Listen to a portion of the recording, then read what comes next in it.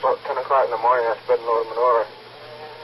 Found a hay field up back the barn there, and I could see this glittering thing. It was about pretty near a mile away, I guess, up on top of the hill. There's nothing in view. I mean, in the way it's all open ground, and there's no ice box up there where there's something reflected off of that, or it looked just like a mirror shining in my face there, and I was going up the top of that hill to see if I was ready to plow anyway, and I drove on up with the tractor, and as I got up there about 100 feet of this glistening thing, I could see what it was. Well, I got 100, 200 yards from it there, and I couldn't see nothing. There wasn't no shining or nothing, but as I went closer, I got almost within 100 feet before I saw anything. This was when I took off, it was about 100 feet, and I couldn't see it. It was gone. I mean, but it looked like a wing tank to me at first. I seen them when I was in the Squyres quite a bit, fuel tanks off these planes. Yeah, so was it then kind of cigar-shaped as these tip tanks are? No, it was more egg-shaped than anything. It was about 20 foot long, 15 or 16 foot wide, and about 4 foot deep. How close did you get to it? A couple inches. I was touching it for about 2 hours. What did the surface look like it was made out of? Oh, aluminum colored, whitish colored, had a whitish cast to it, but it wasn't bright. It was shiny, but it wasn't real bright. It was just like a dish of some kind of cooking dish, really, about what it was. Now, did a door open before these people came out of it? How did they appear? How did you meet the little men? Well, I don't know. I was feeling everything there. I was just getting ready to come back down, call the sheriff up and see if something had fallen off the airplane, but I was kind of wondering, too, because it was off the ground. It was about 4 foot off the ground and had this idling noise. And, I don't know, nothing happened. I was touching it there for a couple of minutes, and I was just getting ready to go, and from underneath it someplace, I don't know, these two things that reminded me out of the air came. They were about 4 foot high. I don't know what they are or who they were, but they talked to me for about 2 hours up there. You could perfectly understand them? Yeah, they talked better English than you're talking. Did they talk with any kind of an accent? No accent or nothing. I spoke German and Russian when I was in the service, and nothing like either one of them. And what did they have to tell you? What were some of the things they said? How did they address you? Oh, first thing they said was, don't be alarmed. You've talked to people before. And they were questioning how I had seen them and stuff. They were quite concerned. Said I shouldn't have seen them within 100 feet or so. And when I told them I saw them way down where I was spinning over, I was putting them a mile away. They were quite concerned. They said I shouldn't have seen them in the daytime like that. That's why they land in the daytime. Did they tell you what they were doing there? Well, they said that they were traveling this hemisphere, this trip. Each one had a tray in their hand full of grass and stuff. It was sod. Looked like they took the knife and cut it right out of the ground, just a slab of it in each tray. That's what they were doing. They said collecting organic material and stuff. Where did they say they were from?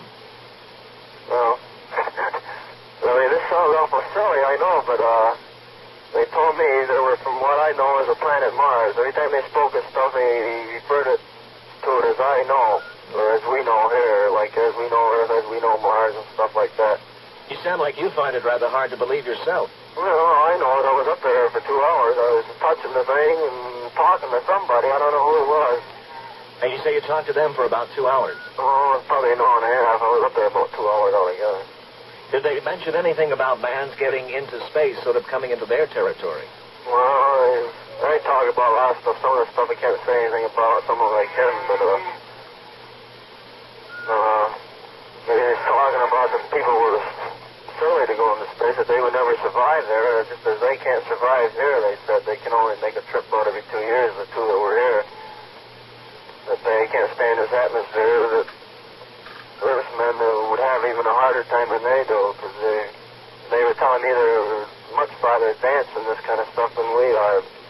But they were more interested in agriculture, aspects of agriculture, anything. They asked me what I was doing about the manure, and where I got it, and what it did, and all that stuff. They didn't know nothing about agriculture. They don't have no organic material or anything like that up there. They said they survive in what they get out of the atmosphere they have. They didn't stress any point. They made a lot of statements like that, but they never stressed the point. They didn't say how they lived or anything like that. Did you say that there were other things they told you that you cannot reveal? I mean... Why not? Why can't you reveal these other things? I guess I better not say anything about it. Why? Well, this is being investigated into yet. Who's investigating it? It's supposed to be the Air Force, supposed to be coming around. They can't tell us what they told you? Well, I shouldn't, for my own personal reasons. Mm-hmm. Can you give us an indication of what it was? No. What did it concern? Well, it concerned them being here more than anything. Why they were here? Did these creatures have features like we do on Earth? They have eyes? Well, they were about 4 foot tall, and they had arms and legs and heads, but whether they had features, I would presume so. Well, they just had a complete uniform, covered everything. I mean, as far as seeing features, you couldn't see anything. The voice come from the front one someplace. I don't know. Couldn't say it come from the head, or couldn't say it come from the stomach, or where. It just could hear the voice come from someplace. He was about 4 or 5 feet away from me. What color were the uniforms? Same color as a ship. Sort of like a spacesuit. Well, it was the same color. I didn't touch the uniforms, but they looked to me like the same kind of stuff. They seemed to go back underneath the ship. The back one went first, and this front one turned around. They both went back underneath the ship, and where they went to, I don't know. It was only about 60 seconds, and the thing took off. I was standing about 6 inches from it when it took off.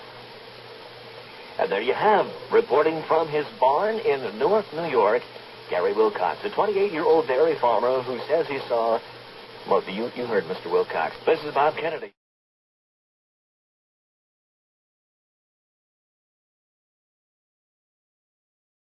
We believe that the flying saucers are real and that they are probably from other planets or other worlds. Well, the Air Force says that on the sightings since 1955, only 2% have been unexplained. Do you go along with this figure? That figure does not apply to all of the reports by any means. The percentage for the entire period during which flying saucers have been observed, namely from 1947 to date, is approximately 20% unknown. Why do you feel that the Air Force is giving out the 2% figure then? They may believe that the American people would panic if they were told the truth. We do not agree with this, and we believe that the Air Force should make their reports public. The Air Force maintains they have given all reports out. I suggest that anyone that believes that statement should try to obtain from the Air Force any of the reports in their files. Well, do you believe the statements that many people have made that they have been in contact with these flying saucers? No, CSI does not accept any of the contact communication stories. No real proof has been offered. Nowadays, we are confronted with the possibility that we may very soon be out in space, meeting possible intelligent beings from other worlds, and there is a natural fear of the stranger, the creature from somewhere else. As you may know, there are already a number of reports of an entirely different kind which purport to describe meetings with creatures from outer space. Can you give us some examples? There were, in the fall of 1954 in Europe, dozens of reports of encounters with little men, about, say, 3.5 feet tall. Then there were also, in the following winter, a number of reports of this type from South America. Then in the summer of 1955, there were reports from this country of encounters with small humanoid creatures, and which seems to deserve to be taken seriously. And the behavior of these little creatures is always completely mysterious. The human observers are always terrified. They don't want to have the experience repeated. They would rather forget it entirely. They shrink from the limelight. They don't go back to the same place looking for another contact. They bring no messages. All they want to do is to have everybody go away and leave them alone and let them forget that they ever saw the thing. In any of these little people contacts, has there been any commercialization? None whatsoever that I know of. Quite the contrary. One woman said, I would give everything I own if it had never happened. Why were they so terrified? Because the things they saw seemed to them really unearthly and out of this world. They looked and behaved, but like something really different, so strange that they did not know what to make of it. How many of these reports have been investigated thoroughly? About half a dozen. And what have been your findings on this investigation? These stories are certainly not to be brushed off.